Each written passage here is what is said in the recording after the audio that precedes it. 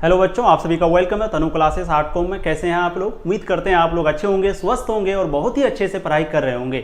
आज की इस वीडियो में हम लोग शुरू करने वाले हैं 12th क्लास हिस्ट्री यानी कि इतिहास का 4th चैप्टर, जिसका नाम है विचारक, विश्वास और इमारतें। ये जो है आपका इतिहास का चौथा चैप्टर है, ठीक है। और जो जैसे कि आप सबको पता है, इतिहास को टोटल 3 भागों में बांटा गया है। जैसे जिसमें से पहला भाग का नाम आपका क्या था? भारतीय इतिहास। तो इस बुक का जो है लास्ट चैप्टर है। कहने का मतलब पहला बुक में टोटल 4 चैप्टर आपका है, तो इसका आज लास्ट चैप्टर है। उसके बाद 2 बुक आपका बच जाएगा, 2 किताब बच जाएगा, फिर उसको भी धराधर समाप्त कर देंगे, ठीक है। तो चैप्टर का नाम प्यारे बच्चों क्या है? विचारक, विश्वास, इमारतें। विचारक का मतलब क्या होता है?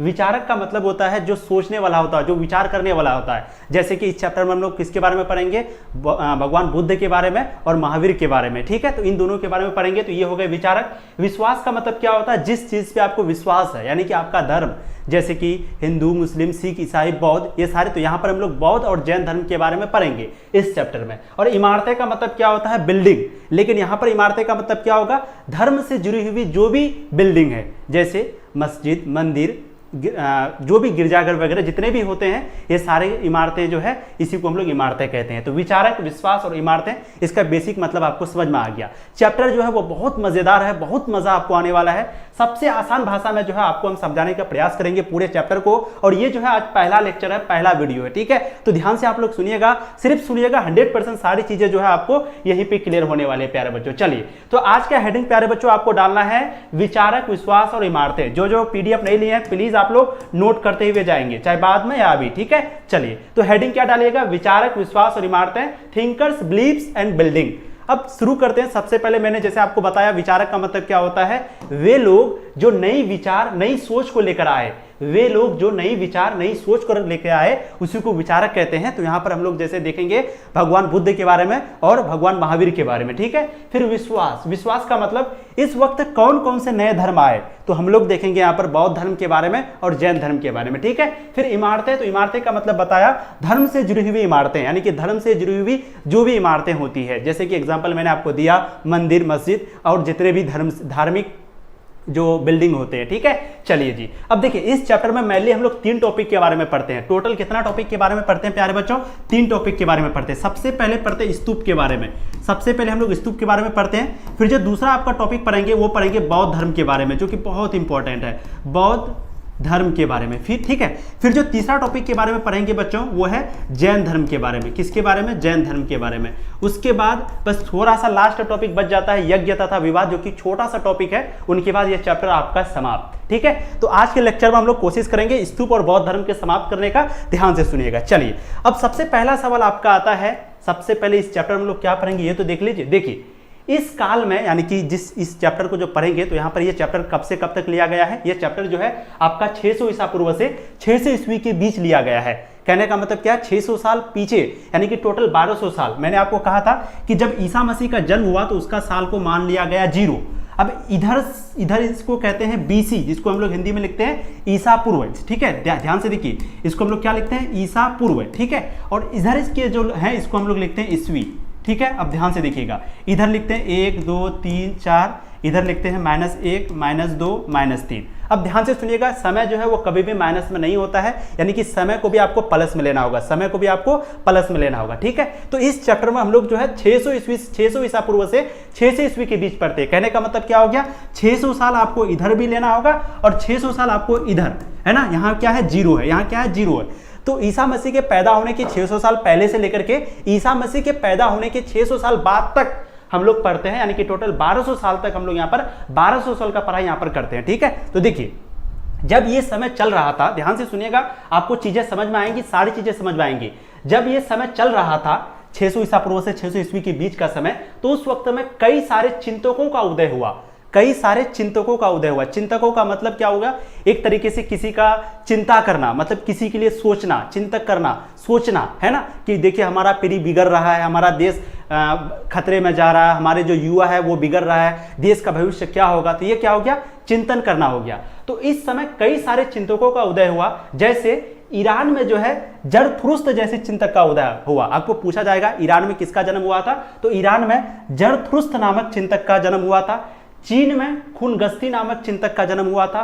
यूनान में सकरात, प्लेटो, अरस्तु का जन्म हुआ था। और भारत में बुद्ध तथा महावीर चिंतकों का जन्म हुआ था, जिसके बारे में हम लोग आज की इस वीडियो में पढ़ने वाले हैं। ठीक है, तो याद रखिएगा, आपको चीजें समझ में आ गई ना। यानी कि इसी को, इसीलिए तो इस समय को हम लोग क्या कहते हैं, परिवर्तन काल कहते हैं, मतलब बदलाव का काल, यानी कि बहुत सारा बदलाव इस वक्त में आके हुआ था। ठीक है, तो ईरान में जरथुरुस्त का उदय हुआ था, चीन में खूनगस्ती नामक व्यक्ति आया था, यूनान में सकरात आया था, प्लेटो आया था, अरस्तु आया था, और भारत में कौन आया था, गौतम बुद्ध आया था और महावीर आया था। यानी कि इस चैप्टर में हम लोग आज की इस वीडियो में इसी के बारे में देखने वाले हैं। तो आपको चैप्टर का थीम जो है समझ में आ गया होगा। ठीक है, अब आगे चलते हैं। अब ये चित्र आपको क्लियर नहीं दिख रहा है, लेकिन अभी आपको दिखेगा, मैं जब दिखाऊंगा। ठीक है, ध्यान से सुनिए। तो पहला टॉपिक जो आपका प्यारे बच्चों आता है वो है स्तूप, जिसको हम लोग इंग्लिश में लिखते हैं स्तूपा। स्तूप का मतलब क्या होता है? देखिए, स्तूप का जो वास्तव में मतलब होता है वो है ढेर। ढेर, ढेर का मतलब क्या होता है? ढेर का मतलब आप लोग समझिए, ध्यान से सुनिए 100%। प्लीज आप लोग चैटिंग वगैरह मत कीजिए प्यारे बच्चों, मैं बार बार कह रहा हूं, प्लीज चैटिंग मत करिएगा। आप लोगों से हम्बल रिक्वेस्ट है, जो भी पढ़ने वाले बच्चे हैं उनको डिस्टर्ब हो जाता है, और जो भी, प्लीज ऐसे मोबाइल आप लोग रोटेट कर लीजिए, ध्यान से सुनिए, 100% सारी चीजें समझ में आएंगी। कोई भी चैप्टर के अंदर से क्वेश्चन पूछेगा, ऑब्जेक्टिव सब्जेक्टिव सारी चीजें आपको क्लियर होंगी। ठीक है, और हम ही आपको पूछेंगे, बिल्कुल सब्जेक्टिव भी करवाएंगे, ऑब्जेक्टिव भी करवाएंगे, तो ध्यान से आप लोग सुनिए। देखो, ये जो है ये क्या है, ढेर है। जैसे चावल का ढेर हो गया, गेहूं का ढेर हो गया। जैसे हम लोग गेहूं अगर जमा करते हैं तो वो किस तरीके से जमा होता है, वो एक प्रकार का ढेर बन जाता है, पहाड़ के जैसा ऐसे ऐसे करके बन जाता है ना, तो वो क्या हो गया, ढेर हो गया। ठीक है, तो देखो, स्तूप का शाब्दिक अर्थ होता है ढेर, लेकिन संस्कृत में स्तूप का अर्थ क्या होता है, टीला। तो ध्यान रखिएगा, स्तूप का जो मतलब है, रियल में जो मतलब है उसका मतलब है ढेर, लेकिन अगर उसी को हम लोग संस्कृत में देखेंगे तो उसका मतलब क्या हो जाता है, टीला। ठीक है, महात्मा बुद्ध के परिनिर्वाण के बाद उनकी अस्थियों को 8 भागों में बांटा गया तथा उन पर समाधियों का निर्माण किया गया।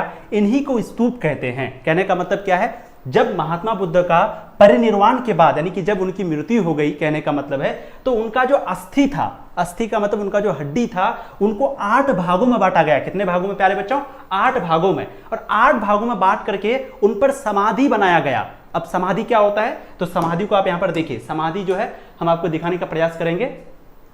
देखिए, ये जो है आपका होता है समाधि। ठीक है, ये क्या होता है, एक प्रकार का ये क्या होता है, ध्यान से आपको अगर चित्र दिख रहा हो, ये जो है समाधि है, ये भी समाधि होता है ना, इस तरीके से मूर्ति जैसा बनाया हुआ होता है, उसी को समाधि कहते हैं। या फिर कोई किसी की अगर मृत्यु हो जाती है तो आप जैसे कब्र ले लेंगे, है ना, तो किसी का मृत्यु में क्या होता है, दफनाने के बाद उसके ऊपर छोटा सा स्ट्रक्चर जैसा बिल्डिंग बना दिया जाता है। ठीक है, उसको दफनाने के बाद एक स्ट्रक्चर जैसा बिल्डिंग बना दिया जाता है। जैसे किसी को यहाँ पर दफनाया गया तो इसी के ऊपर जो है छोटा सा बिल्डिंग बना दिया जाता है, मतलब छोटा सा घर बना दिया जाता है। ठीक है, तो इसी को हम लोग क्या कहते हैं प्यारे बच्चों, इसी को हम लोग कहते हैं समाधि। समाधि का मतलब समझ में आ गया। वैसे समाधि डिटेल में जाएंगे, बहुत ज्यादा है, लेकिन फिलहाल आप इसी को क्या समझिए, समाधि। तो समाधि जो है, ये समाधि किसका, गौतम बुद्ध का, ये भी समाधि है गौतम बुद्ध का। ठीक है, तो यहां पर कहा जा रहा है कि जब उनकी मृत्यु हुई तो उनके बाद उनका जो अस्थि है उसको 8 भागों में बांटा, और 8 भागों में बांटने के बाद उन पर समाधि बनाया गया। इन्हीं को हम लोग स्तूप कहते हैं। अगर पूछा जाए स्तूप क्या है, तो ये डिफिनेशन आपको लिखना है। ठीक है, स्तूप का सर्वप्रथम वर्णन ऋग्वेद में मिलता है। ऋग्वेद जो कि सबसे पुरानी वेद है, टोटल 4 वेद है, जिसमें सबसे पुरानी वेद का नाम क्या है, ऋग्वेद। तो स्तूप का जो वर्णन है, स्तूप के बारे में हम लोगों को कहां से पता चलता है, सबसे पहले ऋग्वेद से पता चलता है। और वहां पर ऋग्वेद में जब स्तूप के बारे में हम लोग को पता चला, तो ऋग्वेद में क्या कहा गया कि इसमें अग्नि की उड़ती हुई ज्वाला को स्तूप कहा गया है। यानी कि जो अग्नि का जो उड़ता हुआ जो ज्वाला होता है, ज्वाला का मतलब आग, और अग्नि का जो उड़ता हुआ ज्वाला होता है, उसी को स्तूप कहा गया है। किसमें, ऋग्वेद में। देखिए, हर जगह अलग अलग है, जैसे कहीं पे स्तूप का मतलब ढेर होता है, वहीं पे अगर संस्कृत में देखेंगे तो इसका अर्थ होता है टीला। लेकिन जब ऋग्वेद में देखा गया तो ऋग्वेद में किसको कहा गया स्तूप, इसमें अग्नि की उड़ती हुई जो ज्वाला है, जो आग है, उसी को स्तूप कहा गया।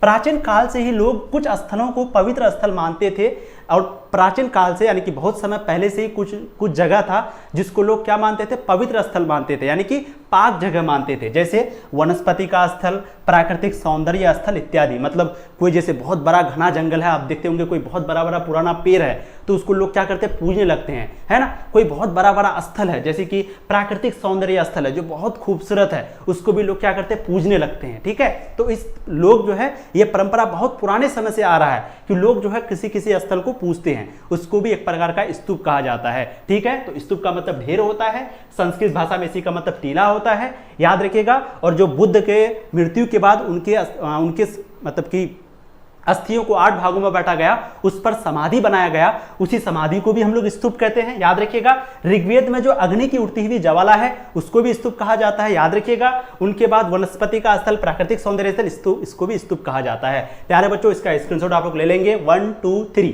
चलिए अब आगे देखिए यहाँ पर स्तूप की संरचना, स्तूप की संरचना यानी कि स्तूप की बनावट। ध्यान से देखिएगा, आपको सारी चीजें बहुत ही अच्छे से यहाँ पर समझ में आने वाली है। चित्र आप लोग को क्लियर दिख रहा है ना? आप लोग बताते चलिएगा, बिल्कुल क्लियर दिख रहा है, ठीक है। देखो, स्तूप की संरचना, स्ट्रक्चर ऑफ स्तूपा, एनसीईआरटी का ये सारा टॉपिक है, आपको एक एक चीज पढ़ा रहे हैं, सारा क्वेश्चन पूछा जाता है। ध्यान से सुनिए। स्तूप का जन्म एक गोलार्ध लिए हुए मिट्टी के टीले से हुआ है जिसका नाम अंडपरा। मतलब ये जो स्तूप का हम लोग संरचना देखेंगे कि स्तूप की बनावट किस प्रकार होती थी, है ना, स्तूप को कैसे बनाया जाता था। तो क्या कहा गया कि स्तूप का जो जन्म है वो एक गोलार्ध लिए हुए, स्तूप का जो जन्म है वो एक गोलार्ध लिए हुए मिट्टी के टीले से हुआ है जिसका नाम परा अंड। कहने का मतलब है कि जैसे ये क्या है, ये गोलार्ध है, ये क्या है, गोलार्ध है, और इसी का नाम, इसका ये क्या है, अंड है, ये आपका क्या है, अंड। तो वही कहा जाता है कि स्तूप जो है एक प्रकार का गोलार्ध का आचरा है, लेकिन कैसा गोलार्ध, अर्ध गोलार्ध। जैसे ये पूरा क्या, ये उसको पूरा को क्या कहेंगे, गोल कहेंगे। जब इसको हम आधा काट देंगे तो ये क्या हो जाएगा, अर्ध गोलार्ध हो जाएगा। तो ये जो है आपका एक गोलार्ध लिए हुए एक मिट्टी के टीले से बना हुआ है जिसका नाम हम लोग अंड रखे हैं, यानी कि इस गोले का नाम क्या है, अंड है। चित्र को ध्यान से देखिएगा। आगे, अंडे के ऊपर छज्जा जैसा बनावट होता है जिसे हर्मिका कहा जाता है, यानी कि जैसे ये अंडा है तो अंडे के ऊपर एक इस तरह का बनावट होता है प्यारे बच्चों, इसको क्या कहा जाता है, हर्मिका। इसको क्या कहा जाता है, हर्मिका, ठीक है। अब हर्मिका को देवताओं का घर समझा जाता था, यानी कि हर्मिका का अगर आपको पूछा जाए कि हर्मिका का मतलब क्या है, कभी कभी पूछा भी जाता है, तो देखिए हर्मिका का जो मतलब होता है वो होता है देवताओं का घर, है ना। हर्मिका का अर्थ अगर पूछा जाए, जैसे मोहनजोदड़ो का अर्थ क्या होता है, मृतकों का टीला, उसी तरीके से हर्मिका का अर्थ क्या होता है प्यारे बच्चों, तो हर्मिका का अर्थ होता है देवताओं का घर, या फिर इसी को देवता का घर कहा जाता था। या फिर कहा जाता है कि जो देवी देवता है वो कहां पर रहते थे, इस जगह आकर के रहते थे, इस जगह, ठीक है। तो ये जो हर्मिका है इसी को देवता का घर कहा जाता था, और हर्मिका का अर्थ क्या होता है, देवताओं का घर। अब देखो, स्तूप को चारों तरफ से एक दीवार से घेरा जाता था जिसे वेदिका कहते हैं। मतलब ये जो स्तूप है, ये जो स्तूप है, इसको चारों तरफ से दीवार से घेरा जाता था। ये दीवार आपको दिख रहा है ना, तो ये दीवार इस तरीके से नहीं होता था, जैसे मान लो यहाँ पर कोई बिल्डिंग है, जैसे मान लो ये बिल्डिंग है, ठीक है, तो इसको चारों तरफ से इस प्रकार का घेरा जाता था, और इसी घेरा को हम लोग क्या कहते थे, वेदिका कहते थे। तो यहाँ पर दिखाने के लिए मैंने 2 स्ट्रक्चर बना दिया है, क्योंकि ये चित्र नहीं दिखेगा, ये चारों तरफ से इस तरीके से घेरा हुआ है, ठीक है।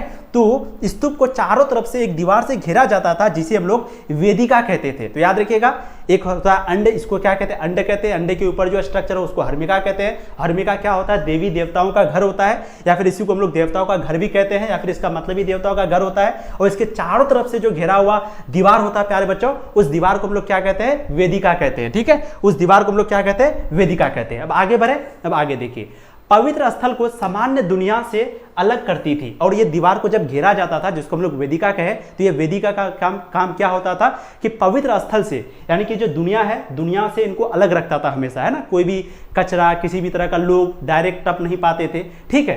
अब आगे देखो, थोड़ा सा आगे देखिए। अब ये एक छत्र आपका रह गया, एक यष्टि रह गया। हर्मिका समझ में आ गया आपको, ये अंडा आपको समझ में आ गया, ये चारों तरफ से जो दीवार था इसको वेदिका कहते हैं, ये समझ में आ गया। अब एक यष्टि है, यष्टि, यष्टि किसको कहते हैं, तो ये जो छोटा सा आपको पिलर जैसा दिख रहा है, ये पिलर जैसा दिख रहा है, इसको यष्टि कहते थे। और इसके ऊपर जो छतरी जैसा आकार होता था, छतरी जैसा आकार, इसको हम लोग कहते थे छत्र, ठीक है। तो देखिए यहाँ पर ध्यान से देखिएगा, सारी चीजें आपको समझ में आएंगी। यहाँ पर लिखा हुआ आपका, हर्मिका से एक मस्तूल अर्थात स्तंभ निकला रहता था जिसे यष्टि के नाम से जाना जाता था। स्तंभ का मतलब क्या होता है, स्तंभ का मतलब होता है पिलर, जो घर में होता है, पिलर जो होता है ना, पिलर जैसे क्या होता है, बीम होता है, पिलर होता है, जिसको इंग्लिश में हम लोग कॉलम कहते हैं, ठीक है। कॉलम जैसे एक घर है, यहाँ पर टोटल 4 पिलर दे करके एक घर को नहीं बनाते हैं, तो इसी को हिंदी में क्या कहते हैं हम लोग, स्तंभ कहते हैं, इंग्लिश में क्या कहते हैं, इसी को पिलर कहते हैं, ठीक है। तो हर्मिका से एक मस्तूल अर्थात स्तंभ निकला रहता था जिसको हम लोग यष्टि के नाम से जानते हैं, और जिस पर अक्सर एक छतरी लगी होती थी, ठीक है। समझ में आ गया यहाँ पर। तो वही चीज आपको यहाँ पर हम बता रहे थे कि जैसे ये स्ट्रक्चर आपका है, तो हर्मिका से ऊपर क्या है, एक स्तंभ है, इसी को हम लोग कहते हैं यष्टि। ये आपको दिख रहा ना, यष्टि पढ़ा जा रहा है, इसको क्या कहते हैं, यष्टि कहते हैं। देखिए यहाँ इस तरीके से लिखा हुआ, इसको क्या कहते हैं, यष्टि। और इसी के ऊपर जो ये छतरी जैसा आकार का बना हुआ होता था प्यारे बच्चों, इसी को हम लोग कहते थे छत्र, इसी को क्या कहते थे, छत्र, ठीक है। ध्यान दीजिएगा, इसी को हम लोग कहते थे छत्र। तो समझ में आ गया। तो ये जो है आपका स्तूप का बनावट था, ठीक है। तो अगर आपको पूछा जाए स्तूप की संरचना, तो ये सारा चीज लिखने के बाद या स्ट्रक्चर भी आप लोग बना दीजिएगा तो ज्यादा नंबर मिलेगा, नहीं भी बनाइएगा तो कोई दिक्कत नहीं, लेकिन अगर ये बना देंगे तो आपको याद रहेगा क्वेश्चन, क्योंकि फिगर से जल्दी क्वेश्चन बन जाता है, ठीक है। चलो अब आगे हम लोग बढ़ते हैं। भारत के कुछ महत्वपूर्ण अथवा प्रमुख स्तूप का विवरण, है ना, यानी कि जैसे हम लोगों ने स्तूप को देखा, स्तूप क्या होता है वो देखा, उसके बाद स्तूप का मतलब समझा, फिर स्तूप का बनावट देखा, स्ट्रक्चर देखा। अब हम लोग प्यारे बच्चों देखेंगे कुछ महत्वपूर्ण स्तूप के बारे में, जैसे सांची का स्तूप, जिसमें से सांची का स्तूप बहुत महत्वपूर्ण है और आपको पूछा भी जाता है ना। तो सांची का स्तूप, जैसे ये स्ट्रक्चर किसका है, सांची का स्तूप है। मैं आपको फोटो दिखाने का प्रयास करता हूं, ध्यान से आप लोग यहाँ पर फोटो को पहले देखिए, फिर चीजों को समझिए, ठीक है। देखिए ये जो है आपका है सांची का स्तूप, है ना, यहाँ से ध्यान से देख लीजिए आप लोग प्यारे बच्चों। हाँ देखो ये क्या है, सांची का स्तूप है, ये क्या है, सांची का स्तूप है, और ये क्या है, तोरण द्वार है ना। अगर आपको पूछा जाए कि ये क्या है, तो ये जो है आपका है तोरण द्वार, ठीक है, तोरण द्वार।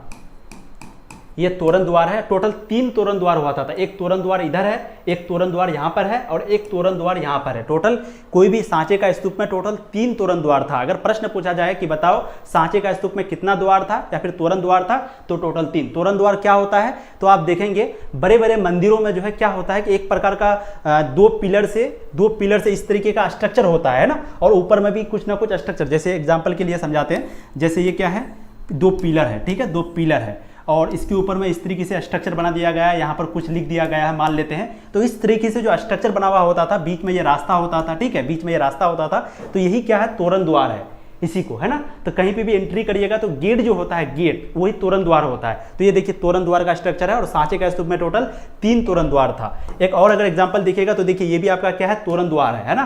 कभी कभी आप बहुत बड़ा बड़ा सिटी में अगर घुसेंगे तो देखिएगा एक गेट जैसा बना हुआ होता है ना, तो ये क्या है, तोरण द्वार है। हम लोग इंडिया गेट जो है उसको भी तोरण द्वार कह सकते हैं, ठीक है। चीजें आपको समझ में आ रही है। चलो जी अब आगे बढ़ते हैं हम लोग फटाफट। देखिए तो तोरण द्वार का मतलब आपको समझ में आ गया। स्तूप, सांचे का जो स्तूप का स्ट्रक्चर है आप लोगों ने देखा। अब हम लोग सांचे का स्तूप के बारे में पढ़ते हैं, जो कि आपको अक्सर पूछा जाता है, तो ध्यान से आप लोग यहाँ पर सुनिएगा। 1818 ईस्वी में सांचे की खोज हुई थी। अच्छा, पूछा जाए कि सांचे का स्तूप का खोज कब हुआ था या फिर सांचे की खोज कब हुई थी, 1818 ईस्वी में। कब हुई थी प्यारे बच्चों, 1818 ईस्वी में, ठीक है। ये कहां पर है, तो मध्य प्रदेश के भोपाल। मध्य प्रदेश कहां पर है, मध्य प्रदेश की राजधानी भोपाल, है ना। तो मध्य प्रदेश के रायसेन जिला मुख्यालय से 25 किलोमीटर की दूरी पर ये जो है स्थित है, ठीक है। तो ये जो सांचे का स्तूप है प्यारे बच्चों वो कहां पर है, तो मध्य प्रदेश के रायसेन जिला में, ठीक है, मुख्यालय से 25 किलोमीटर की दूरी पर, यानी कि रायसेन जिला मुख्यालय से 25 किलोमीटर की दूरी पर जो है ये स्थित है। तो अगर पूछा जाए कितना किलोमीटर दूरी पर, 25 किलोमीटर की दूरी पर। कहां से 25 किलोमीटर की दूरी पर, रायसेन जिला मुख्यालय से, ठीक है। यह विदिशा से उत्तर पूर्व दिशा की तरफ 5 मील दूर स्थित सांची बौद्ध धर्म और कला के स्वरूप में काफी प्रसिद्ध है। और जो सांचे का स्तूप है वो आज के दिन भी है, अभी भी है, अभी भी जाके आप दे सकते हैं, ठीक है। तो ये जो है विदिशा एक जगह का नाम है, तो वहीं पे उत्तर पूर्व दिशा की तरफ लगभग 5 मील दूरी पर, ये 25 किलोमीटर नहीं होगा, 5 मील की दूरी पर। तो आपको पूछा जाएगा कितना मीटर, कितना मील की दूरी पर, तो 5 मील की दूरी पर। कहां से, विदिशा से 5 मील दूरी पर और जिला मुख्यालय से 25 किलोमीटर की दूरी पर ये जो सांचे का स्तूप है वो स्थित है, ठीक है। आगे देखिए, यह स्तूप जो है वो आज भी बहुत ही अच्छी हालत में है, यानी कि ये जो स्तूप है आज भी बहुत अच्छी हालत में है, यानी कि ये अभी भी ठीक है। जैसे ताजमहल ठीक है, उसी तरीके से ये स्तूप भी आज भी ठीक है। सांची के 3 तोरण द्वार तब भी खड़े थे और आज भी बना है। मैंने 3 तोरण द्वार के बारे में आपको बताया, तोरण द्वार के बारे में। तो ये जो 3 तोरण द्वार है आज भी सांची का जो है बना हुआ है, ठीक है। जैसे एक तोरण द्वार ये हो गया, एक तोरण द्वार ये हो गया, एक तोरण द्वार ये हो गया। तो ये जो 3 तोरण द्वार है वो आज भी बचा हुआ है, आज भी बहुत अच्छी हालत में, अच्छी स्थिति में है। यहाँ पर देश विदेश से भारी संख्या में पर्यटक घूमने आते हैं। पर्यटक का मतलब जो टूर करने आते हैं, जो घूमने के लिए आते हैं दूसरे देश से, तो वो जो है भारी मात्रा में, भारी संख्या में आज भी जो है इस जगह को देखने के लिए लोग दूर दूर से आते हैं, ठीक है। तो ये सांचे का स्तूप कहां पर है, कब खोज हुआ था, 1818 ईस्वी में, कहां पर है, तो ये एड्रेस को एक बार देख लीजिएगा। यह स्तूप आज भी बहुत अच्छी हालत में है। टोटल 3 तोरण द्वार है और यहाँ पर बहुत सारे लोग घूमने के लिए आज भी आते हैं, ठीक है। अब अगला सवाल आता है कि भाई जितना भी स्तूप है वो खत्म हो गया, जैसे कि एक स्तूप के बारे में हम लोग पढ़ेंगे, अमरावती का स्तूप, है ना। अमरावती का स्तूप जो है वो खत्म हो गया। आपको प्रश्न पूछा जाता है कि अमरावती का स्तूप क्यों खत्म हुआ, देखेंगे अभी। लेकिन ये जो सांची का स्तूप है ये आखिर कैसे सुरक्षित रह गया, बहुत बड़ा सवाल है। क्योंकि उस वक्त में क्या था कि जो अंग्रेज है वो जो भी चीज को खोज करता था ना, वो उसको अपना देश में लेके चले जाता था। मान लो यहाँ पर कोई चीज खोज करने के लिए आया, उसको मिल गया हीरा, वो हीरा को लेके भाग गया, चले गया लंदन, या फिर चले गया फ्रांस, यूरोपीय लोग जो भी घूमने के लिए आता था। तो उसी तरीके से जो अमरावती का एक स्तूप था, अमरावती का स्तूप जैसे सांचे का स्तूप है वैसे ही एक अमरावती का स्तूप था, जिसको अंग्रेजों ने, फ्रांसीसियों ने लूट करके पूरे को बर्बाद कर दिया। आज आपको अमरावती का स्तूप खाली नाम मिलेगा, ये स्तूप आपको कहीं नहीं दिखेगा। लेकिन सवाल उठता है कि ये सांचे का स्तूप आखिर कैसे सुरक्षित रह गया।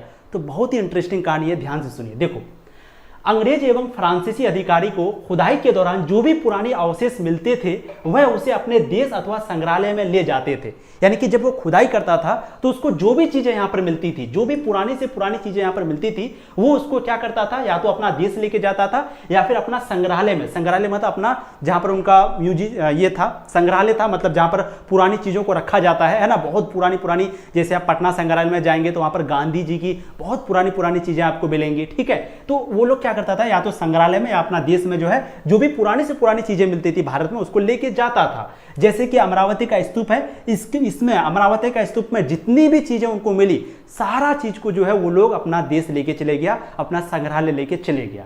अब भाई सवाल आता है कि सांचे का स्तूप कैसे सुरक्षित रह गया। देखो, 19वीं सदी के यूरोपियों में सांचे के स्तूप को लेकर काफी उत्सुकता थी। यानी कि ये सांचे का स्तूप के बारे में भी उन लोगों को पता चल चुका था, यानी कि फ्रांसीसी को इनके बारे में भी पता था। जी हाँ, तो 19वीं सदी में यूरोपियों में सांचे के स्तूप को लेकर के काफी उत्सुकता थी। अब उनको लगा कि अब तो भाई मिल गया फिर से एक, यहाँ से जितना भी अच्छा चीज है इनको भी अपना देश लेके चलेंगे। लेकिन बेगम हजरत महल जो है यहाँ बहुत बड़ी भूमिका निभाती है। देखिए, फ्रांसीसियों ने सांचे के पूर्वी द्वार को फ्रांस संग्रहालय में ले जाने के लिए अनुमति मांगी थी। यानी कि जो भी फ्रांसीसी यहाँ पर आए थे वो क्या किया, सांची का जो पूर्वी द्वार है उनको फ्रांस संग्रहालय में लेकर जाने के लिए जो है अनुमति मांगा यहाँ से।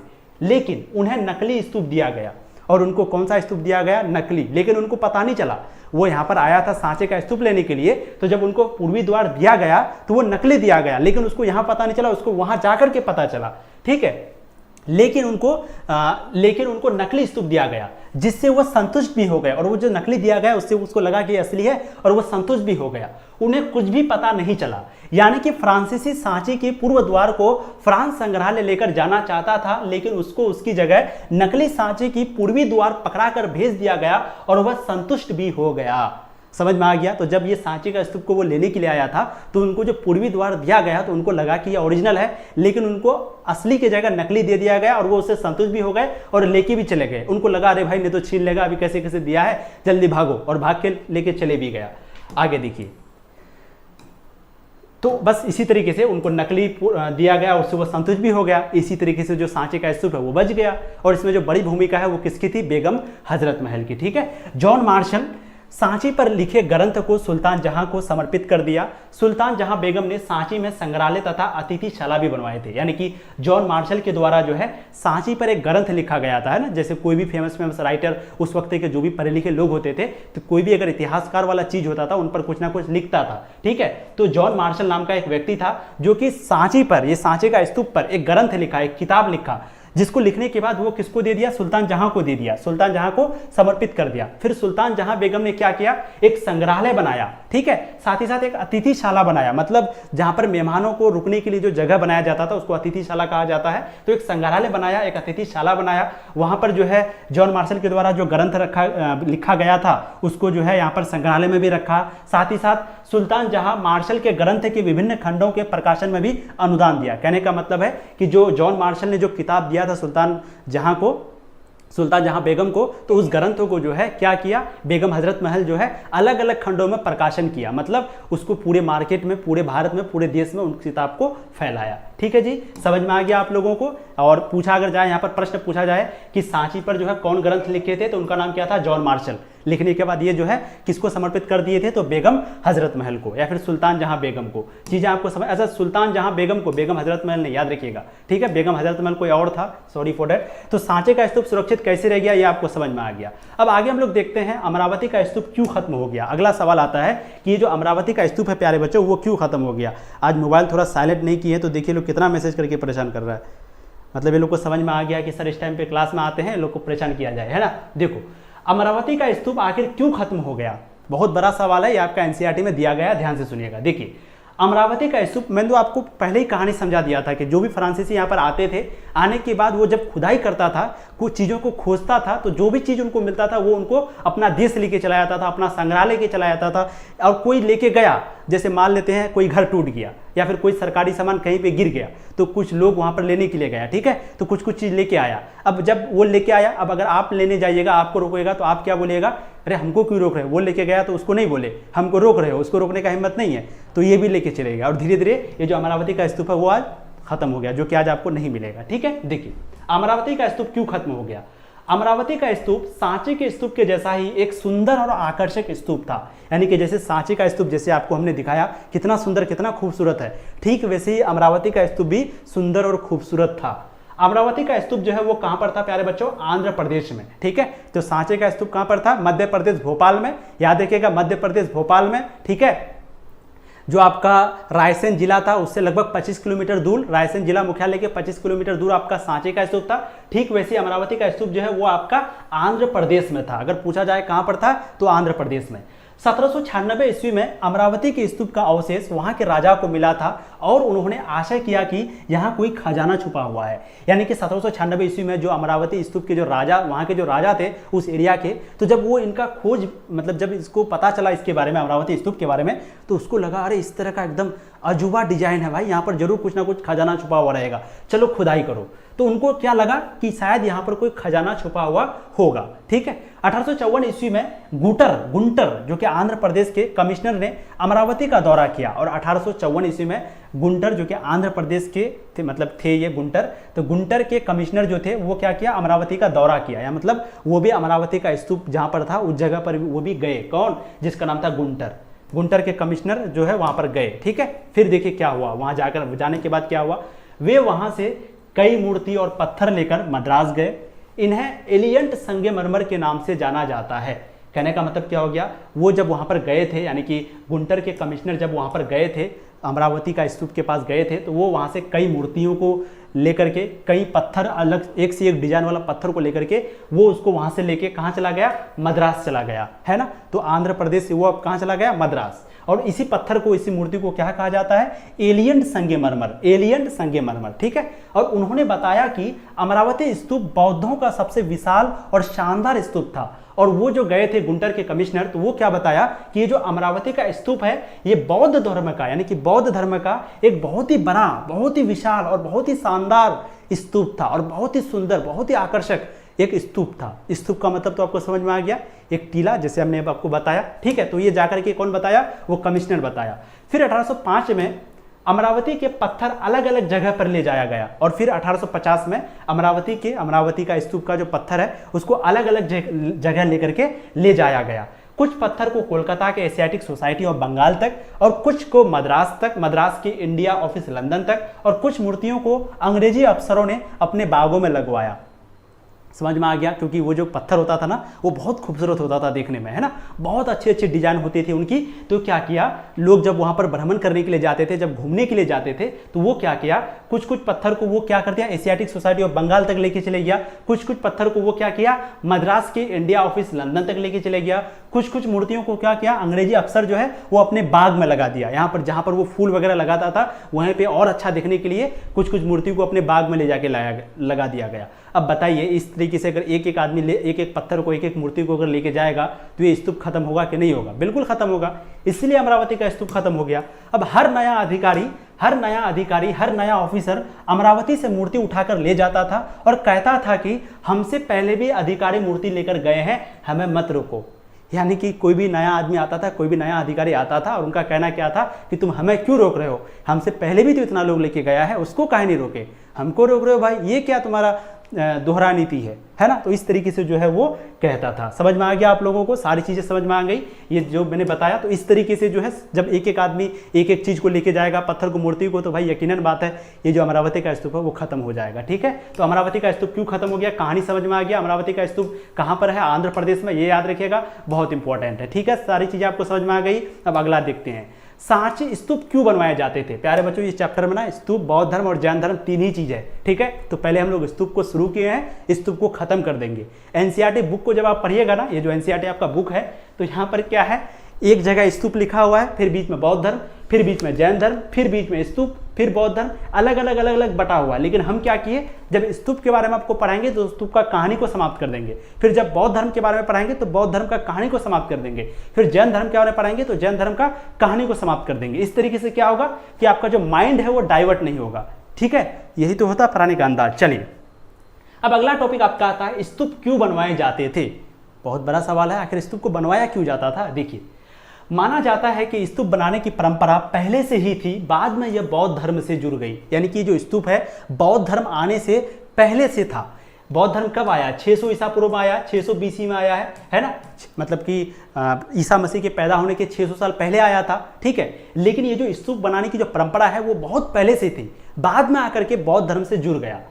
स्तूप से प्राप्त अवशेष को पवित्र समझा जाता था, जिस कारण स्तूप को बौद्ध धर्म के प्रतीक के रूप में सम्मान मिला। कहने का मतलब है स्तूप जो होता था उसको क्या माना जाता था, पवित्र। पवित्र का मतलब होता पाक, है ना, जो नहीं समझते वो समझ लेंगे। तो इसको समझा जाता था, पवित्र समझा जाता था, इस कारण स्तूप को बौद्ध धर्म के प्रतीक के रूप में माना गया। यानी कि स्तूप को अब जैसे मान लेते हैं कोई अगर देखता है, मंदिर देखता है तो उसको क्या करता है, उसको हिंदू धर्म से जोड़ा जाता है, पवित्र स्थान कहा जाता है। कोई मस्जिद देखता है तो उसको इस्लाम का पवित्र स्थान माना जाता है। ठीक है, तो ठीक वैसे स्तूप को भी जो है अब पवित्र स्थान, प्रतीक माना गया किसका, बौद्ध धर्म का। अशोकावरदान नामक बौद्ध ग्रंथ के अनुसार अशोक ने कई जगहों पर स्तूप बनवाए थे। यानी कि एक आदमी है अशोकावरदान नामक एक बौद्ध ग्रंथ है। ये क्या है, एक ग्रंथ का नाम है। ठीक है, याद रखिएगा, ये जो है आपका ग्रंथ है, बौद्ध ग्रंथ है। क्या नाम है, अशोकावरदान, यानी कि अशोक के समय ही लिखा गया होगा ये सारा चीज, है ना। तो अशोकावरदान नामक एक बौद्ध ग्रंथ है। इसके अनुसार कहा जाता है कि अशोक जो है, अशोक कौन थे, याद है कि नहीं, मौर्य साम्राज्य के तीसरे शासक थे अशोक, जो कि बौद्ध धर्म को बाद में अपना लिया था। कौन से युद्ध के बाद, कलिंग की युद्ध की जब युद्ध हुई थी तो उस वक्त में जो अशोक का जीत हुआ था उसके बाद वो बौद्ध धर्म को अपना लिया था। ठीक है, जो चैप्टर पहले वाला नहीं पढ़े हैं, चैप्टर 1, 2, 3 प्लेलिस्ट में जाके पढ़ लीजिएगा। तो अशोकावरदान नामक ग्रंथ में जो है कहा जाता है कि अशोक जो है कई जगहों पर स्तूप बनवाया है, और स्तूप क्योंकि बौद्ध धर्म का प्रतीक माना गया, जैसे मंदिर हिंदू धर्म का, जैसे मस्जिद मुस्लिम का, उसी तरीके से ये स्तूप जो है वो किसका प्रतीक बन गया, बौद्ध धर्म का। इसीलिए अशोक जो था वो तो बौद्ध धर्म में आ गया था, तो वो भी कई जगहों पर स्तूप बनवाया। चीजें आपको समझ में आ गई। तो स्तूप जो है इसीलिए बनवाए जाते थे क्योंकि स्तूप जो है वो प्रतीक बन चुका था बौद्ध धर्म का, उसको अब पवित्र स्थान कहा जाता था। ठीक है, अब देखिए स्तूप बनाने में किसकी महत्वपूर्ण भूमिका होती थी। अब अगला सवाल आपका आता है कि ये जो स्तूप बनाया जाता था इसमें महत्वपूर्ण भूमिका किसकी होती थी। अगर आपको सवाल किया जाए कि बताओ मंदिर बनाने में महत्वपूर्ण भूमिका किसकी है, अगर आपको सवाल किया जाए कि बताओ मस्जिद बनाने में महत्वपूर्ण भूमिका किसकी है, तो आप कहेंगे कि सर ये बनाने में जो है हम लोगों को ही ज़्यादातर ये होता है, बड़े बड़े नेता का, बड़े बड़े राजा का, बड़े बड़े नेता, छोटे छोटे अधिकारी, छोटे छोटे लोग, किसान, गरीब, हर तरह के लोग अपने हिसाब से दान करता है ना, जितना भी हो सके। कोई 10 रुपया, कोई 100 रुपया, कोई 1 लाख, कोई 1000, कोई 10,000, जिसका जितना हैसियत है वो अपने हैसियत के हिसाब से जो है दान करता है, और मंदिर, मस्जिद, स्तूप वगैरह सब कुछ बनाया जाता है। ठीक है, जिसको हम लोग दान कहते हैं, दक्षिणा कहते हैं, जो भी आप लोग अपनी भाषा में कहते होंगे। तो स्तूप बनाने में किसकी महत्वपूर्ण भूमिका होती थी, तो बिल्कुल आम जनता की होती थी। देखिए, स्तूपों को बनाने तथा सजाने के लिए राजाएं जैसे सातवाहन वंश के राजा, शिल्पकार, व्यापारी दान देते थे। कहने का मतलब है जब स्तूप को बनवाया जाता था तो उस वक्त में उस एरिया का जो राजा होता था प्यारे बच्चों, वो राजा भी दान करता था। और कौन सा राजा, तो सातवाहन वंश के जो राजा थे, ज्यादातर यहाँ एग्जाम्पल भी दिया गया है कि जो सातवाहन वंश के राजा थे वो क्या करते थे, दान करते थे। वो क्या करते थे, दान करते थे। उसके बाद शिल्पकार, शिल्पकार मतलब क्या होता है, जो हाथों से चीजों को बनाते हैं। मान लेते हैं कोई बर्तन को बना रहा है तो हाथ से जो बर्तन को बनाता है, जो मिट्टी को बनाता है, मिट्टी के बर्तन को बनाता है, या फिर शिल्पकार रेशम के कोई चीज को लेकर के हाथ से बुनता है, उसी को शिल्पकार कहा जाता है। तो वो भी जो है दान करता था। ठीक है, उनके बाद कोई व्यापारी, कोई बिजनेसमैन होता था। ठीक है, कोई बिजनेसमैन होता था तो वो भी जो है दान करता था। और ये लोग दान दे करके क्या करते थे, स्तूप बनवाते थे। ठीक है, तो स्तूप बनाने में किसकी महत्वपूर्ण भूमिका होती थी, तो राजाओं का होता था, शिल्पकार का होता था, व्यापारी का होता था। एग्जाम्पल दिया गया है कौन से राजा, सातवाहन वंश के राजा। समझ में आ रही है आप लोगों को। आगे देखिए, जैसे सांची के एक तोरण द्वार का हिस्सा हाथी दांत का काम करने के लिए शिल्पकारों ने दान दिए थे। कहने का मतलब क्या हो गया, तोरण द्वार का मतलब मैंने क्या बताया कि जैसे बहुत बड़ा जो गेट होता है, बहुत बड़ा बिल्डिंग होता है, आपको फिर से दिखा देते हैं एक बार फोटो को। तोरण द्वार का मतलब क्या होता है, वैसे तो बहुत लोग समझ गए होंगे। ये जो है आपका तोरण द्वार है, ये आपका क्या है, तोरण द्वार है, ठीक है, ये आपका क्या है, तोरण द्वार है, या फिर कह सकते हैं ये भी जो है क्या है, तोरण द्वार है ना, ये भी क्या है प्यारे बच्चों, तोरण द्वार है। मतलब क्या कि कोई अगर आप एरिया में घुसते हैं ना, कोई अगर बिल्डिंग, कोई मान लो बहुत बड़ा मंदिर है, बहुत पुरानी मंदिर है, तो वहां पर जो गेट, जिस गेट से आप घुसते हैं, तो वही गेट जो होता है उसी को तोरण द्वार कहते हैं, ठीक है नहीं, बहुत आसान है ये चीज। चलिए, अरे बार बार, हाँ, तो कहा गया कि जब, यहाँ तो बिल्कुल सही बात है कि राजा हो गया, सातवां राजा, शिल्पकार, राजा वगैरह, व्यापारी वगैरह, गरीब मजदूर सब लोग दान करते थे, बिल्कुल सही बात है। तो सांची के एक तोरण द्वार, यानी कि सांची का स्तूप का जो टोटल 3 तोरण द्वार था, सांची का स्तूप में टोटल कितना तोरण द्वार था, 3। तो एक जो तोरण द्वार का हिस्सा है वो दिया गया था किसके द्वारा, शिल्पकारों के द्वारा, शिल्पकारों के द्वारा दान दिया गया था, ठीक है। तो सांची के एक तोरण द्वार का हिस्सा हाथीदांत का काम करने के लिए शिल्पकारों ने दान दिए थे। समझ में आ गया। स्तूप दान में पुरुष तथा महिला भी दान करते थे और यह अपना नाम अभिलेख में बताया है। कहने का मतलब है कि जब स्तूप बनाया जाता था तो उस वक्त में जो महिला होते थे, जो पुरुष होते थे, चाहे छोटा बड़ा जो भी महिला होती थी, जो भी पुरुष होते थे, वो भी जो है अपने हिसाब से दान करते थे, ठीक है। तो समझ में आ गया। अगर पूछा जाए कि स्तूप बनाने में किसकी महत्वपूर्ण भूमिका होती थी, तो लगभग सभी की भूमिका होती थी, ठीक है। कभी कभी वे अपने बस्ती, गाँव या रिश्तेदार का भी नाम बताते थे। मतलब कभी कभी क्या होता है, आप देखते होंगे ना, दान वो खुद देता है, लेकिन वो बुजुर्ग का नाम, अपने बाप का नाम, अपने माता का नाम, अपने पिताजी का नाम, अपने दादा का नाम लेता है। कोई भी दान करता है, जैसे कहा जाता है ना, कोई दान कर दिया, भाई किसके नाम पर दान कर रहे हो, तो हम जो दान कर रहे हैं वो अपने पिताजी के नाम पर कर रहे हैं, अपने दादाजी के नाम पर कर रहे हैं, ठीक है। तो वही कहा जाता है कि कभी कभी अपने बस्ती, गांव या फिर रिश्तेदार का भी नाम वो बताते थे जब वो दान करते थे, ठीक है। तो इस तरीके से जो है कोई भी स्तूप को बनवाया जाता था। तो स्तूप का जो कहानी है प्यारे बच्चों, वो हो गया द एंड। अब जो अगला टॉपिक आता है वो है बौद्ध धर्म, और जो कि बहुत इंपॉर्टेंट है। बौद्ध धर्म जो है आपका बहुत इंपॉर्टेंट है, इससे आपके क्वेश्चन पूछे जाते हैं और बहुत ही मजेदार टॉपिक है आपका, बहुत मजा आने वाला है, ध्यान से सुनिएगा। यह भारत से निकला एक बहुत प्राचीन और बहुत ही महान धर्म है। यानी कि बौद्ध धर्म कहाँ से निकला है, भारत से। लेकिन आज भारत में बौद्ध धर्म के बहुत कम लोग हैं, बौद्ध धर्म के मानने वाले बहुत कम है। ये जो धर्म को मानने वाले ज़्यादातर लोग चाइना में मिलेंगे, जापान में मिलेंगे, श्रीलंका में मिलेंगे, लेकिन भारत में नहीं मिलेंगे। लेकिन ये जो बौद्ध धर्म है वो निकला कहाँ से है, भारत से निकला है, ठीक है। तो ये भारत से निकला एक बहुत प्राचीन और महान धर्म है। महात्मा बुद्ध ने बौद्ध धर्म की शुरुआत की थी। आपको पूछा जाएगा कि बौद्ध धर्म की शुरुआत किसने करी थी, तो प्यारे बच्चों याद रखिएगा, महात्मा बुद्ध ने, है ना, महात्मा बुद्ध ने। महात्मा बुद्ध का बचपन का नाम क्या है, सिद्धार्थ। ये सारा चीज अभी आपको क्लियर हो जाएगा। तो महात्मा बुद्ध ने बौद्ध धर्म की शुरुआत की थी। बौद्ध धर्म की स्थापना लगभग 6वीं शताब्दी ईसा पूर्व में हुई थी। 6वीं शताब्दी ईसा पूर्व में, याद रखिएगा, 6वीं शताब्दी ईसा पूर्व का मतलब क्या हो गया, यानी कि जब ईसा मसीह का पैदा हुआ था, ईसा मसीह का, हजरत ईसा, या फिर कह सकते हैं इस्लाम में इसको हजरत ईसा अलैहिस्सलाम कहा जाता है। उसी तरीके से जो क्रिश्चियन, जो ईसाई है, वो इसको ईसा मसीह कहते हैं, ठीक है। दोनों एक ही व्यक्ति है, नाम अलग अलग है। जैसे भगवान, अल्लाह, ईश्वर अलग अलग नाम से बुलाया जाता है अलग अलग धर्म के लोग, ठीक वैसे इनको भी अलग अलग धर्म के लोग अलग अलग नाम से बुलाते हैं। तो जब इनका पैदाइश हुआ तो उस वर्ष को, उस साल को 0 माना गया, ठीक है।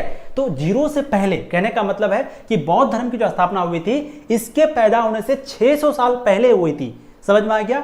6वीं शताब्दी, एक शताब्दी बराबर 100 साल, तो 6वीं शताब्दी का मतलब 600 साल पहले। कहने का मतलब ईसा मसीह के पैदा होने के 600 साल पहले यह धर्म की स्थापना हुई थी। कौन सी धर्म, बौद्ध धर्म, ठीक है। ईसाई और इस्लाम और हिंदू धर्म के बाद यह दुनिया का चौथा सबसे बड़ा धर्म है, ठीक है। सबसे बड़ा धर्म ईसाई लगभग कितना, 2.4 बिलियन है। उसके बाद इस्लाम लगभग 2 बिलियन है। उनके बाद हिंदू लगभग 1.1 बिलियन है। उनके बाद ये जो है चौथा धर्म है, बौद्ध धर्म, याद रखिएगा। तो ईसाई और इस्लाम और हिंदू धर्म के बाद यह दुनिया का चौथा सबसे बड़ा धर्म है। कौन सा धर्म, बौद्ध धर्म। इस धर्म को मानने वाले ज्यादातर लोग चीन, Japan, Korea, Thailand, Cambodia, Sri Lanka, Nepal, Bhutan और भारत से है। कहने का मतलब है जो ज्यादातर लोग हैं वो चीन, जापान, कोरिया, यही तीनों देश में ज्यादातर लोग बौद्ध धर्म के रहते हैं। यानी कि बौद्ध धर्म के जो अनुयायी है, जो फॉलोअर है, जो बौद्ध धर्म के मानने वाले हैं, वो कहां पर रहते हैं, चीन में, जापान में, कोरिया में ज्यादातर।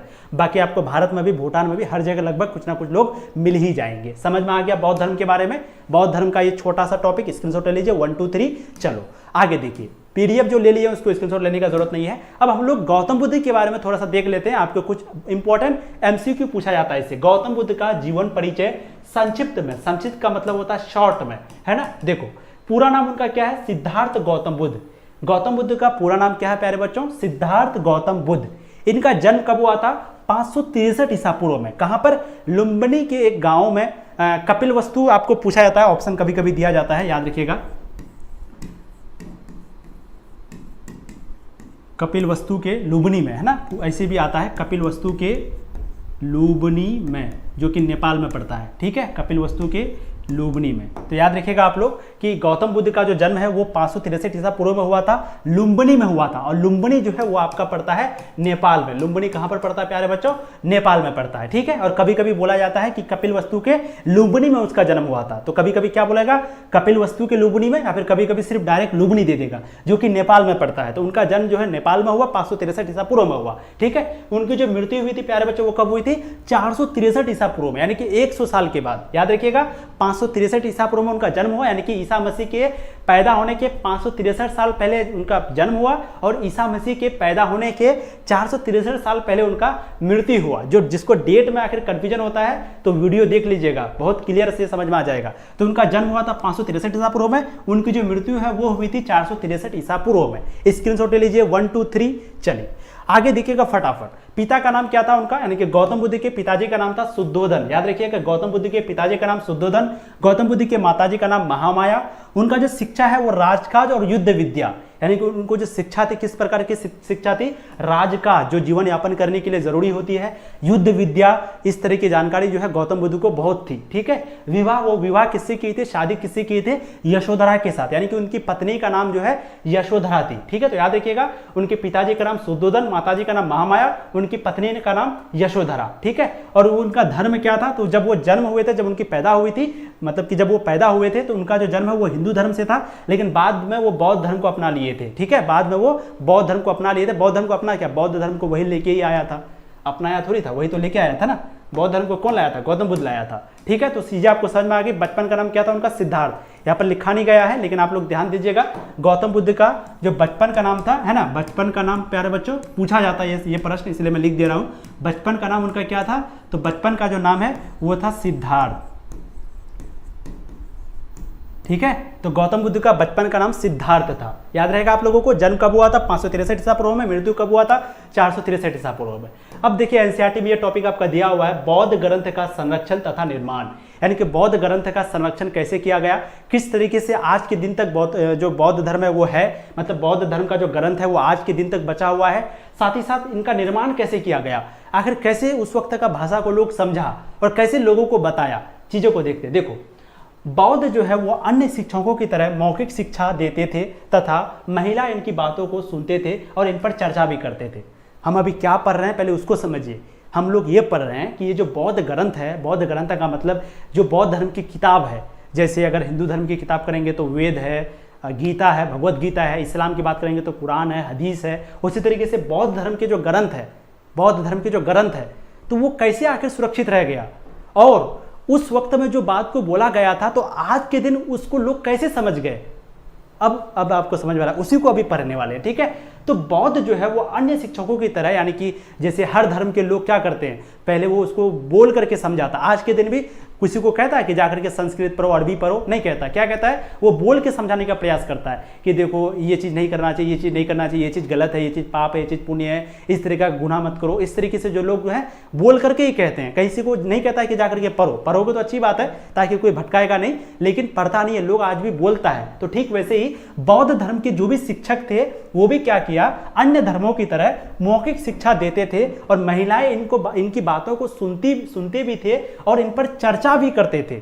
जो भी महिलाएं, मान लेते कोई मीटिंग हुआ, कोई सभा हुआ, यहाँ पर 10 महिलाएं गई, उनके बाद वहाँ पर बौद्ध धर्म के जो शिक्षक थे वो कुछ बोला, फिर इनको जो महिला सुना, फिर वो महिला सुनने के बाद मीटिंग खत्म होने के बाद फिर लोग आपस में चर्चा भी करता था उस बात को लेकर के जो मीटिंग में हुई थी।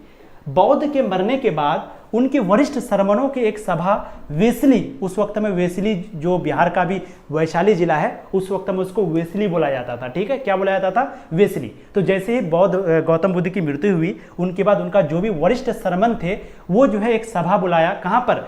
वेसली में, यानी कि वैशाली में। उनके शर्मन का मतलब हुआ जो उनके फॉलोअर थे, या फिर जो जैसे आप पंडित कह सकते हैं, जैसे मौलाना कह सकते हैं, तो ठीक उसी तरह उनका जो शर्मन था वो भी क्या बुलाया, एक मीटिंग बुलाया, एक सभा बुलाया। ठीक है, और उस सभा में, वो सभा कहाँ पर रखा गया था? वैशाली में, जो कि उस वक्त में उसको उस जगह को बोला जाता था वेसली।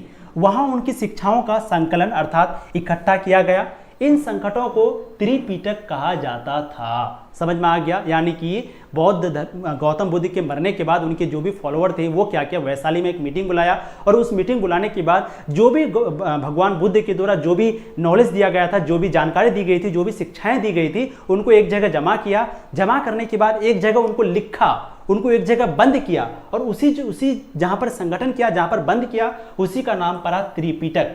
आपको सवाल पूछा जाएगा त्रिपिटक क्या है और त्रिपिटक का संबंध किससे है? तो त्रिपिटक का जो संबंध है वो बौद्ध धर्म से है। स्तूप का जो संबंध है वो भी बौद्ध धर्म से है। ऑब्जेक्टिव पूछा जाता है, त्रिपिटक का संबंध बौद्ध धर्म से। और त्रिपिटक क्या है? तो त्रिपिटक में गौतम बुद्ध के मरने के बाद उनकी जो भी शिक्षा दी गई थी तो उनको एक जगह जमा किया गया। कहां पर? वैशाली में। और जिस जगह जमा किया गया, जिस जगह इकट्ठा किया गया, इन संगठनों को, इसी को हम लोग त्रिपिटक कहते हैं। त्रिपिटक का मतलब एक तरीके से 3 डब्बा होता है, 3 पिटक होता है। ठीक है, उसके डिटेल में नहीं जाएंगे। चलिए, अब विनय पिटक में संघ या बौद्ध मठों में रहने वाले लोगों के लिए नियम का संकलन था, यानी कि वहां भी कोई नियम कानून बनाए गए थे। यानी कि एक त्रिपिटक हो गया, एक था विनय पिटक। और विनय पिटक में भी क्या था कि बौद्ध मठों में रहने वाले जो भी लोग थे उनके लिए कुछ ना कुछ नियम बनाया गया था। जो भी बौद्ध धर्म रहते थे कि किस तरह चलना चाहिए, किस तरह बोलना चाहिए, किस तरह लोगों का आदर करना चाहिए, इस तरह का नियम बनाया गया था।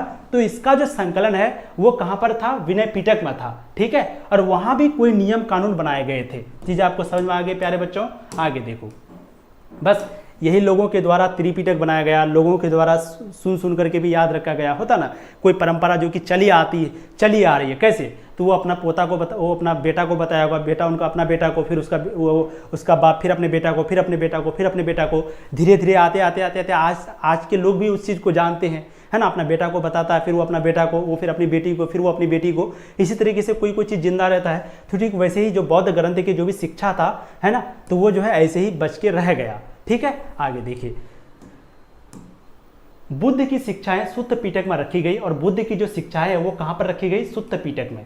एक त्रिपिटक आ गया, एक विनय पिटक आ गया, एक सुत्त पिटक आ गया। याद रखिएगा, कभी भी लास्ट में पिटक आ जाए, पिटक, कहीं भी पिटक आ जाए तो पिटक का मतलब समझ लेना है कि ये जो है बौद्ध धर्म से संबंधित है। चाहे वो सुत्त पिटक हो, त्रिपिटक हो, विनय पिटक हो, और भी बहुत सारा पिटक अभी आएगा। तो जितना भी पिटक जो है उसका संबंध किससे है? बौद्ध धर्म से है। ठीक है, तो बुद्ध की कुछ शिक्षाएं था, बुद्ध के द्वारा कुछ शिक्षा दी गई थी, तो इनको जो है सुत्त पिटक में रखा गया। हर पिटक का मतलब एक प्रकार का टोकरा, जो कि मैंने बताया। तो हर पिटक के अंदर कई ग्रंथ होते थे, है ना। हर टोकरा के अंदर कई सारे ग्रंथ होते थे, जैसे त्रिपिटक के अंदर भी कई सारे ग्रंथ था। ठीक है, जब बौद्ध धर्म श्रीलंका जैसे नवीन क्षेत्र, यानी कि नवीन क्षेत्र का मतलब नया इलाका में फैला, तो दीपवंश और महावंश दोनों क्षेत्र में इसका इतिहास को लिखा गया।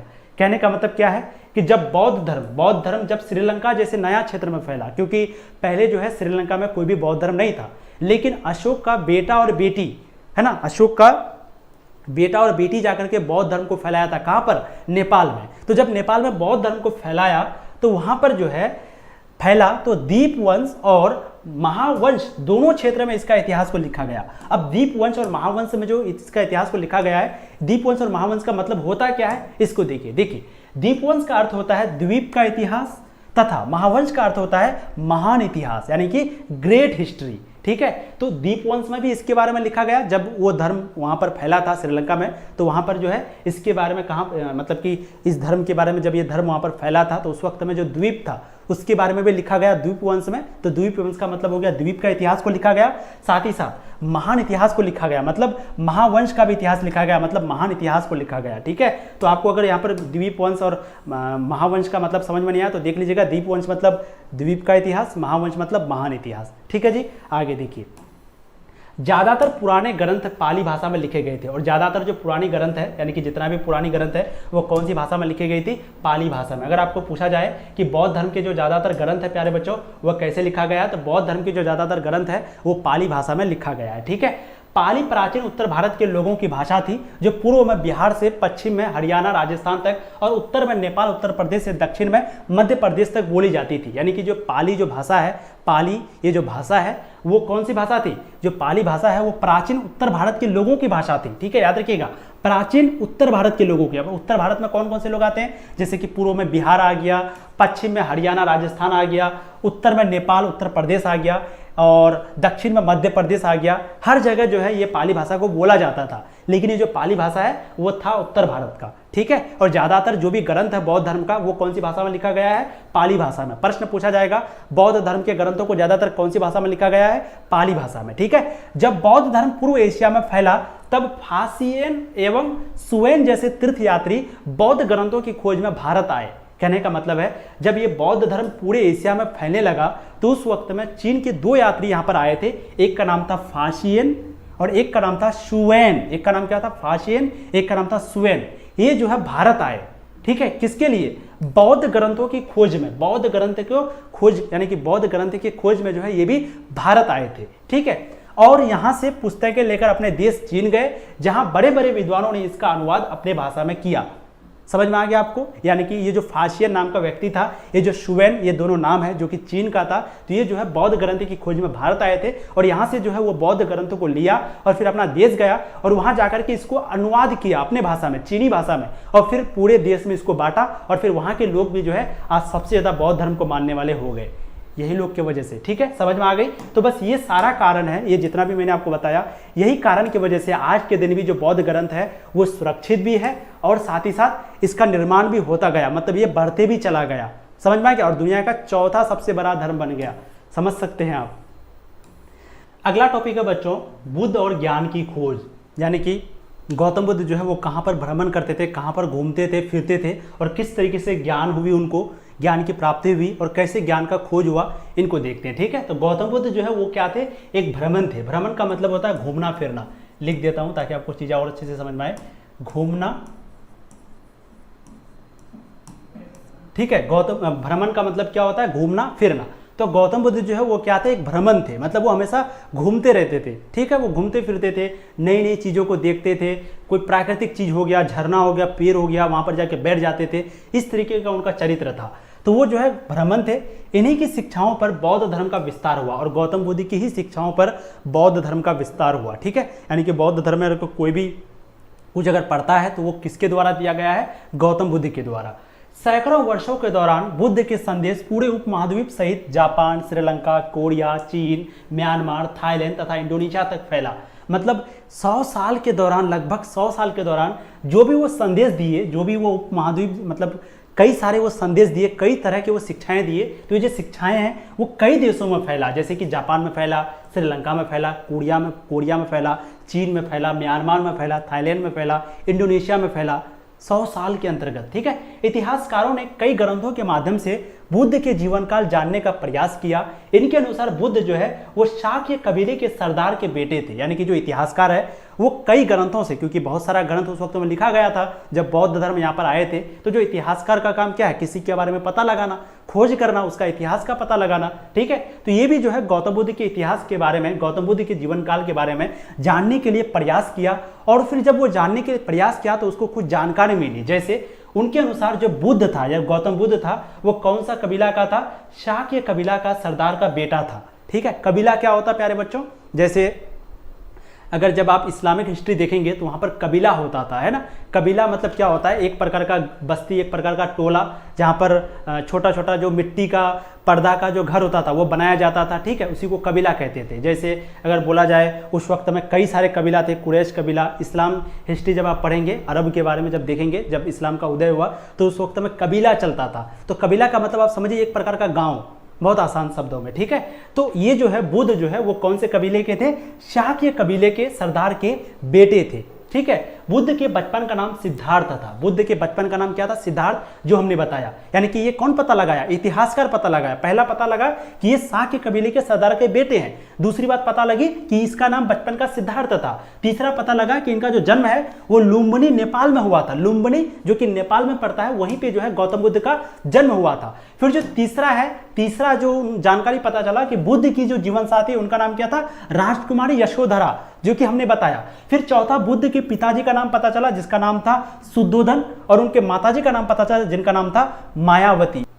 तो जब इतिहासकार इसके बारे में खोज कर रहा था तो उस वक्त में उनके पिताजी का नाम, उनके पत्नी का नाम, सारी चीजों के बारे में पता चला। तो पत्नी का नाम यशोधरा, बुद्ध के पिता का नाम शुद्धोधन, माताजी का नाम मायावती। पता चला कि इनके माताजी का नाम क्या था? मायावती, ठीक है। जो हम लोग पढ़े थे वो पढ़े थे महामाया, तो फिलहाल आप मायावती को ही याद रखिएगा। दोनों नाम शायद इन्हीं का है, लेकिन मायावती शायद ज़्यादा सही है मुझे लगता है। आप लोग अगर हो सके सर्च करें या फिर मैं बाद में क्लियर कर दूंगा, ठीक है। उसके माता की मृत्यु बुद्ध के जन्म के 7 दिन बाद हो गया था। यानी कि जब इतिहासकार खोजा तो उसको क्या पता चला कि गौतम बुद्ध की जो है पैदा होने के 7 दिन के बाद, यानी कि जब गौतम बुद्ध का पैदा हुआ उसके 7 दिन के बाद उनकी माता जी की यानी कि मायावती जी की मृत्यु हो गई, सिर्फ 7 दिन के बाद। अब समझिए वो छोटा बच्चा भी पैदा ही हुआ है और उनकी माँ की मृत्यु हो गई। अब उसके साथ क्या होता होगा, किस तरीके की उनको दिक्कत होती होगी, माँ के बिना आप अंदाजा लगाइए, थोड़ा सोचिए। सिद्धार्थ यानी कि बुद्ध ने साधना के मार्गों का अन्वेषण यानी कि जांच पड़ताल किया, यानी कि साधना के जो रास्ता है उनका वो जांच पड़ताल किया। इनमें से एक था शरीर को अधिक से अधिक कष्ट देना, जिसके चलते मरते मरते वह बचे। कहने का मतलब है उनको पता चला कि जितना भी आपको शरीर में कष्ट देना पड़े कोई काम करने के लिए, लेकिन कष्ट आप अधिक से अधिक दीजिए, जितना आप देंगे आपको उतना फायदा होगा। तो एक समय वो इतना रिस्क ले लिया, इतना रिस्क ले लिया कि वो मरते मरते बच गए, है ना। तो उनको पता चला कि एक था शरीर को अधिक से अधिक कष्ट देना। ये उनको पता चला कि आप शरीर को कितना भी अधिक से अधिक कष्ट दे सकते हैं। अगर आज हम लोग देख रहे हैं पढ़ने में थोड़ा सा पसीना चूहता है, थोड़ा सा अगर कुछ होता है तो हम लोग क्या करते हैं, पढ़ाई को बंद कर देते हैं या कोई काम करना छोड़ देते हैं। लेकिन इनका कहना क्या था कि शरीर को जितना से जितना आप कष्ट दे सकते हैं तो दीजिए, लेकिन काम को कीजिए। तो ये कष्ट देते देते एक बार वो मरते मरते बच गए थे, मरते मरते। समझिए कितना कष्ट दे दिया होगा। अब अंदाजा लगाइए, हम लोग थोड़ा गर्मी से परेशान हो तो छोड़ देते, लेकिन ये इतना कष्ट दे रहा था, इतना कष्ट दे रहा था कि मरने की हालत में आ गया था, तब फिर उस चीज को छोड़ा था। बुद्ध ने बोध गया में ज्ञान की प्राप्ति की तथा प्रथम उपदेश सारनाथ में दिया। धीरे धीरे यह जगह पवित्र स्थल बन गई। यानी कि ये पूछा जाता है, प्रश्न पूछा जाता है कि बुद्ध को ज्ञान की प्राप्ति कहां पर हुई थी बच्चों। तो याद रखिएगा, बुद्ध को जो है ज्ञान की प्राप्ति बोध गया में हुई थी, ठीक है। और वो जो पहला उपदेश है, जो पहला भाषण है, जो पहला उपदेश है वो दिया था सारनाथ में। तो दोनों प्रश्न पूछा जाता है। गौतम बुद्ध को शिक्षा की प्राप्ति बोध गया में हुई। गौतम बुद्ध जो सबसे पहला उपदेश दिए थे वो कहां पर दिए थे, सारनाथ में दिए थे। चीज आपको समझ में आ रही है। चलिए अब ये चीज आपको समझ में आ गया। गौतम बुद्ध के बारे में जब इतिहासकार पता लगा तो इन सारी चीजों के बारे में पता चला। अब आगे हम लोग देखते हैं बुद्ध की शिक्षाएं, यानी कि बुद्ध के द्वारा जो शिक्षा दी गई है वो शिक्षा क्या क्या है, इनको जरा सा ध्यान से देखिए। देखो बुद्ध की शिक्षाएं त्रिपिटक में संकलित है। त्रिपिटक का मतलब, एक पिटक का मतलब क्या बताया मैंने, एक प्रकार का कटोरा या फिर एक प्रकार का टोकरा बोल सकते हैं उसको, है ना, टोकरा, या फिर एक प्रकार का बॉक्स बोल सकते हैं, बॉक्स। पिटक का मतलब आज के भाषा में इसको बॉक्स बोल सकते हैं, ठीक है। तो त्रिपिटक का मतलब 3 बॉक्स। तो बुद्ध के द्वारा जितनी भी शिक्षाएं दी गई थी उनको इकट्ठा करके कहां पर जमा किया गया, त्रिपिटक में। पूछा जाएगा बुद्ध की शिक्षा कहां पर जमा है, त्रिपिटक में। त्रिपिटक को 3 टोकरियां भी कहा जाता है। और त्रिपिटक को क्या कहा जाता है, 3 टोकरियां। त्रिपिटक जो है, त्रिपिटक में कौन कौन सा पिटक है, एक सुत्त पिटक, एक विनय पिटक और एक अभिधम्म पिटक। ये तीनों चीज याद रखिएगा, बहुत इंपॉर्टेंट आपको यहाँ पर चीजें बताई जा रही है, याद रखिएगा। ये प्रश्न पूछा जाता है। सबसे पहले ये पूछा जाएगा त्रिपिटक का संबंध किससे है, बौद्ध धर्म से है। त्रिपिटक में क्या रखा गया था, बुद्ध की शिक्षाएं। त्रिपिटक का मतलब क्या होता है, तो त्रिपिटक का मतलब होता है 3 टोकरियां। कौन कौन सा, तो त्रिपिटक का जो 3 टोकरी है जिसमें से एक का नाम है सुत्त पिटक, दूसरा का नाम है विनय पिटक और तीसरा का नाम है अभिधम्म पिटक। टोटल 3 पिटक, स्क्रीनशॉट ले लीजिएगा यहाँ पर, ठीक है। सुत्त पिटक, विनय पिटक, अभिधम्म पिटक। लोगों को विवेक और तर्क के आधार पर समझाने लगा। और जो गौतम बुद्ध की जो शिक्षाएं हैं तो वो लोगों को तर्क के साथ, विवेक के साथ ये सारी चीजें समझाने को वहां पर मिला। कहने का मतलब ऐसा नहीं कि कोई भी चीज बोल दिया, हाँ ये उड़ता था, नहीं, ये क्यों उड़ता था, ऐसा है तो क्यों है, अगर इस रास्ते में चलना ही चाहिए तो क्यों चलना चाहिए। तो तर्क के साथ वो कोई भी चीज को बताता। अगर तुमको बौद्ध धर्म में आना है तो क्यों आना है, आखिर बौद्ध धर्म में क्या है। ज्यादातर उस वक्त में हिंदू ही थे, उस वक्त में हिंदू धर्म थे। तो हिंदू धर्म से जो भी लोग बौद्ध धर्म में आते थे तो उनको तर्क के साथ, लॉजिक के साथ चीजों को समझाया जाता था, ठीक है। तो लोगों को विवेक और तर्क के आधार पर समझाने लगा। बौद्ध दर्शन के मुताबिक दुनिया जो है वो क्या है, अनित्य है, मतलब अस्थिर है। यानी कि बुद्ध के द्वारा जो शिक्षा दी गई है उस शिक्षा में क्या दिया गया है कि जो दुनिया है बच्चों वो क्या है, अस्थिर है। किसके अनुसार, बौद्ध धर्म के अनुसार। मतलब ये दुनिया जो है ना वो रुकी हुई नहीं है, लोग चल रहे हैं, लोग रुके हुए नहीं है। कोई ना कोई कुछ ना कुछ कर रहा है, चाहे वो कोई भी काम कर रहा हो, छोटा से छोटा, बड़ा से बड़ा, यहाँ जा रहा हो, वहाँ जा रहा हो, वहाँ जा रहा हो। तो ये दुनिया क्या है, वो अस्थिर है, यानी कि अनित्य है। किसके अनुसार, बौद्ध धर्म के अनुसार। यह आत्मविहीन है क्योंकि यहाँ कुछ भी अस्थाई नहीं, सब अस्थाई है। कहने का मतलब ये कहते हैं कि ये क्या है, आत्मविहीन है। क्यों आत्मविहीन है, तो क्योंकि यहाँ पर कोई भी चीज जो है वो अस्थाई नहीं है, मतलब कोई भी चीज यहाँ पर हमेशा के लिए नहीं है। ये क्या है, सबको मौत का मजा चखना है। आप लोग सुनते होंगे ना कि हर आदमी को मरना है, हर जिंदा चीजों को मरना है। तो वही चीज कहा जाता है कि ये दुनिया जो है वो अस्थिर नहीं है, वो अस्थिर है। यहाँ पर कोई भी चीज आत्मविहीन है, क्योंकि यहाँ पर कुछ भी अस्थाई नहीं, सब कुछ अस्थाई है। मतलब कोई भी यहाँ पर रहने के लिए नहीं आया, कोई भी यहाँ पर परमानेंट नहीं रहेगा। यहाँ पर या तो 60 साल, 70 साल, 10 साल, 5 साल, 1 साल, कभी ना कभी उनको मरना है, अस्थाई है। किसके अनुसार यहाँ बात कर रहे हैं? बौद्ध धर्म के अनुसार। घोर तपस्या और विषय शक्ति माध्यम मार्ग अपनाकर मनुष्य दुनिया के दुखों से मुक्ति पा सकता है। कहने का मतलब है घोर तपस्या करके, विषय शक्ति माध्यम मार्ग अपना करके मनुष्य जो है वो दुनिया के दुखी से मुक्ति पा सकता है। बुद्ध के अनुसार समाज का निर्माण इंसानों ने किया है, ना कि ईश्वर ने, जिस कारण बुद्ध ने गृहपतियों तथा राजाओं को दयावान तथा आचारवान बनने की सलाह दी। मतलब क्या कहता है, बहुत इंपॉर्टेंट बात यहाँ पर लिखा हुआ है। जैसे आज की तरफ लोग जाति को लेकर के बात करते हैं कि अगर कोई पानी में शुद्र है, अगर वो कोई गिलास में पानी पी लिया तो हम लोग उसको अछूत कह देते हैं कि तुम अछूत है, तुम हमको मत छुओ, है ना। तो क्या ईश्वर जो हम लोग को बनाया है तो ऐसा बनाया है क्या? बिल्कुल नहीं। ये सारा चीज जो हम लोग बनाए हैं वो खुद से बनाए हैं, ठीक है। तो वही बुद्ध के अनुसार कहा जाता है, बुद्ध जो शिक्षा दिया है तो उसमें वो कहते हैं कि जो यहाँ पर समाज का निर्माण जो किया गया है वो इंसानों के द्वारा किया गया है। ये जो जाति बना है, ये जो धर्म, ये सारा चीज जो है वो इंसान के द्वारा बनाया गया है। ये किसका कहना है? ये बुद्ध धर्म का कहना है, याद रखिएगा, ये बौद्ध का कहना है, ठीक है, ना कि ईश्वर ने। ईश्वर ऐसा कोई भी चीज नहीं किया है, ठीक है। और ये सलाह देता है किसको? राजा को, बड़े बड़े लोगों को, बड़े बड़े राजा को, कि आप जो है अपना आचरण ठीक करिए, मधुर वाणी में बोलिए, लोगों से प्यार से बोलिए, प्रेम से बोलिए, आप मनमानी मत करिए। ये किसको सलाह देता है? तो राजाओं को, दयावान को। उसको कहता है कि आप दयावान बनिए, आप आचारवान बनिए, है ना, आप जेंटलमैन बनिए, आप दयालु बनिए। किसको कहता है? तो बड़े बड़े गृहपति, बड़े बड़े राजा को कहता है, बड़े बड़े जो अमीर लोग हैं, जो राजा थे, उनको कहता है, ठीक है। और बौद्ध धर्म के अनुसार, यानी कि गौतम बुद्ध के अनुसार, तुम सब अपने लिए खुद ही ज्योति, ज्योति का मतलब है दीपक, मतलब उजाला, तुम अपने लिए खुद ही उजाला बनो, क्योंकि तुम्हें खुद ही अपनी मुक्ति का रास्ता ढूंढना है। मतलब तुम खुद ही अपने लिए उजाला बनो, कोई तुमको आकर के वो नहीं करके जाएगा, तुमको खुद मेहनत करना पड़ेगा, तुमको खुद सारी चीज़ें करनी पड़ेगी। आज तुमको अगर पढ़ा नहीं जा रहा है तो ऐसा नहीं कि कोई कल आएगा एकदम आसमान से उड़ के और तुमको कुछ ऐसा कर देगा कि तुम सब कुछ सीख लेगा, ऐसा नहीं है। तो तुम खुद अपने लिए, तुम जो भी कर रहे हो तुम अपने लिए कर रहे हो, चाहे पढ़ रहे हो तो भी अपने लिए, नहीं पढ़ रहे हो तो भी अपने लिए, यानी अपने लिए बुरा और अच्छा तुम खुद हो उसके कारण, ठीक है। तो यही कहता है कि तुम सब अपने लिए खुद ही ज्योति हो, यानी कि खुद ही दीपक बनो, खुद ही दीपक बनो। कोई तुम्हारे लिए दीपक नहीं बनने आएगा, कोई तुम्हारा साथ देने के लिए नहीं आएगा, तुम्हें खुद ही अपनी मुक्ति का रास्ता ढूंढना है। और मुक्ति का रास्ता का मतलब हुआ कामयाब होना एक तरीके से, ठीक है, या फिर जितना पाप होता है, जितना गुनाह होती है, उनसे छुटकारा पाना, उनसे लोग दूर जाना, मतलब गुनाह ना करना, तो तुम ये खुद ही कर सकता है। कोई अगर आके कहेगा, कोई तुमको जबरदस्ती नहीं ले जा सकता है। ये किसके अनुसार? ये हम लोग देखते हैं बुद्ध के अनुसार, ठीक है। तो बच्चों कल की वीडियो में आज जो है हम लोग यहीं तक रहने देते हैं, ठीक है। ये बुद्ध के अनुसार पार्ट 2 में जो है हम लोग पार्ट 2 जो आपका आएगा, यानी कि जो नेक्स्ट वीडियो आएगा, उसको बाद में जो देख रहे हैं वो डिस्क्रिप्शन पे लिंक मिलेगा, या फिर प्लेलिस्ट में जाकर के देख लीजिएगा पार्ट 2, ठीक है।